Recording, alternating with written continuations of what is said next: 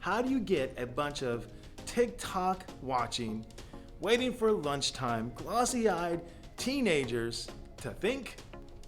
In this video, I'm going to share with you my 3-step process how I make the material not only relatable, but how I get the students to think on a deeper level about what they are learning.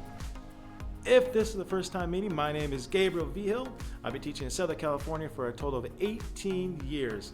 And if you're looking for tips and tricks of the trade to make your teacher life easier in the classroom, then make sure you hit that subscribe button. Enjoy the video.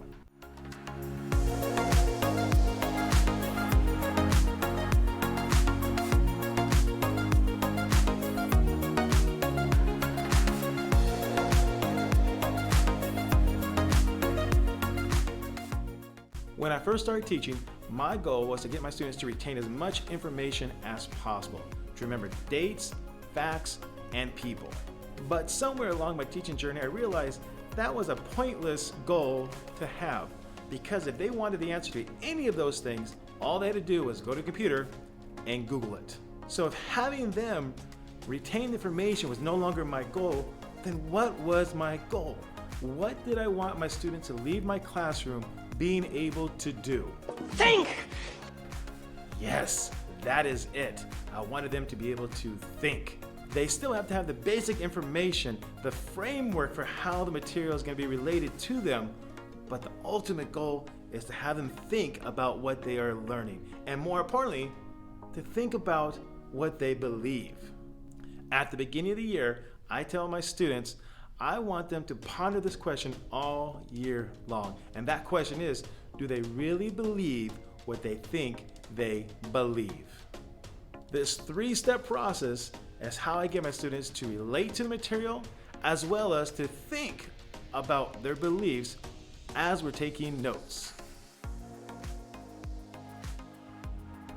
The first step is called the hook. I start the notes by introducing them to the topic, and then I give them a question which they're going to write down and answer. For example, in the video coming up, I gave them the question, if there was a guest coming into your house, or if there was a guest going to somebody's house, should they follow the rules of that house? For example, if the rule of the house is you take your shoes off before entering, should those person going into the house honor that request? I'm expecting most of my students to say, yeah, that sounds right. You should be respectful of the person's house you're going into. And most of them did.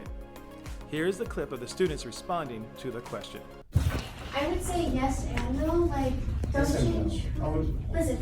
change who you are personally. All right. Like, don't change who you are as a person, but it need be change some of your actions. So don't necessarily change who you are, but change what I do.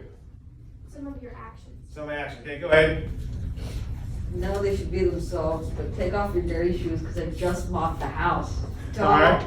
have your dirty shoes when you walk. So what do you be yourself though? Be yourself, yeah. So I mean, don't change who I am, but change what I do? Whenever I do something, whenever I mop the house, just don't wear your shoes that day. Okay, The next okay. day you can. All right, miss, note that down. Yes, you should, because they're helping you out, and they didn't have to do that. So they're doing you a favor, right? They're letting you into their house. So since they let you into your house, then you should basically be respectful to do what they ask you to do. All right. Sounds like a kid. Okay, all right. Anybody else? Come on, easy points. Anybody else? Go on, come on, no one else? Twice. All right, think about this now, make sure. So from those 3 that said something, I think most of you probably agree, and tell me if I'm wrong in this, that if you go to someone's house, you should change what you do to be respectful and to fit in. Yeah. That sound about right? Are we good on that one? Now I got the students thinking in one direction. I introduce another question that's a little more abstract, but nonetheless is connected to the first question. This is called the catch. I got one! The question I asked them is, if somebody goes to another country, should they change their ways in order to fit into the other country? For example, if they're coming, let's say somebody's coming to America, should they learn English before they actually come into America? The purpose of the catch is for them to contradict their previous answer. This forces them to think about what they are answering and to think about that question, do they really believe what they say they believe? I have the students write down their answers and then we share out our responses. Here is a clip of us doing that. I feel that they should at least make an effort, and if they don't want to, then it shouldn't really matter because it doesn't really affect you.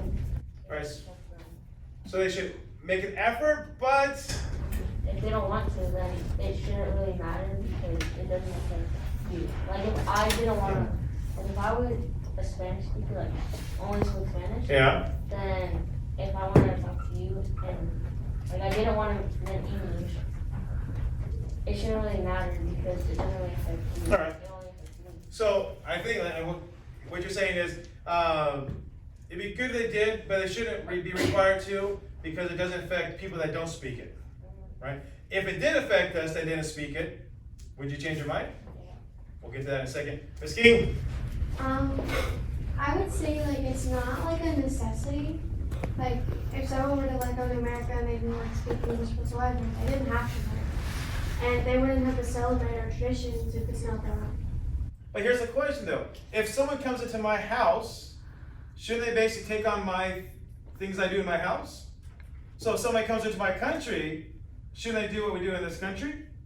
Not everything. Not everything, Well, because you shouldn't be taking away someone's individuality in order to get what you want. but if I want to go stay in Enrique's house, he tells me to take off my shoes, I say, hey, too bad.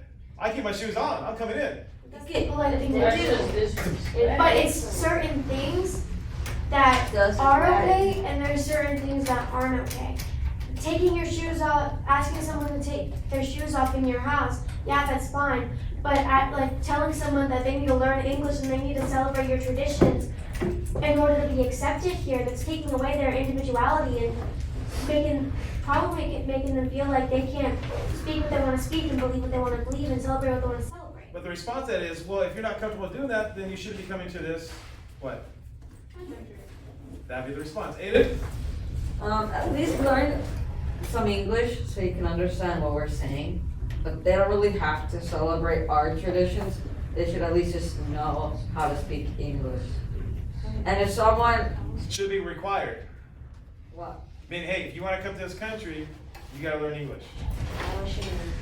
Sort of, because you wouldn't really understand what they're saying, and they probably don't have translators. Yeah. So back to Tatiana, back to your saying, if it affected me, you'd be like, okay, they should do it then, right? So you're saying they shouldn't be able to or should be able to? They should or shouldn't have? Do you think it affects, for example, if someone comes from another country here to America, they don't speak English, do you think it affects those people that don't speak English? So if you come, let's say from Mexico, you came here to the United States and you don't speak Spanish, does that affect the people in America? You know Spanish? No, what is it hurting them? The answer is yes, it is. It's Well, here's an example. For example, if someone comes from another country here to the United States of America, we have to translate things for those people. Voting, if they go to vote, we have to pay extra money to translate things in a different language for them. If someone comes to a school, they don't speak English, the school has to provide for them aids. That costs what? Money. All that money comes from what? Taxes, which means I have to pay.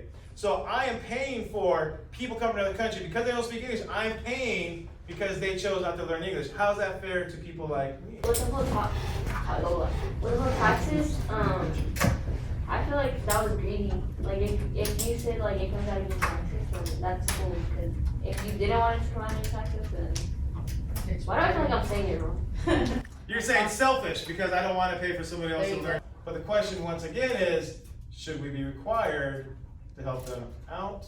Yes, ma'am? I mean, if you're, I don't know about you, but I wouldn't mind paying a little extra money to help people out. It's like buying a homeless person food. They're already doing it, so it's like. Exactly, you're already doing it. You're already paying money. You're already paying more taxes so that way the people in this school who don't speak English or people who just need a little extra help get that help. You're already paying for it. So real fast, Tatiana. My question is, because most of you said that if you went to somebody else's house, you should change your ways. How is that different than saying if somebody goes to someone else's country, they should change their ways? How's that different? If you said yes to the first one, should you say yes to the second one? Wait, should I do it on Say both. Go ahead. So I was gonna say, like, aren't we doing that for Ukraine right now? Like, aren't we helping them right now? Yes, we are helping them right now. You're right. Exactly. You're right. Should we though? Yeah. A lot of Americans say what? I know. And right. A lot of Americans say. A lot of Americans say what? No. And a lot of Americans say. Yes.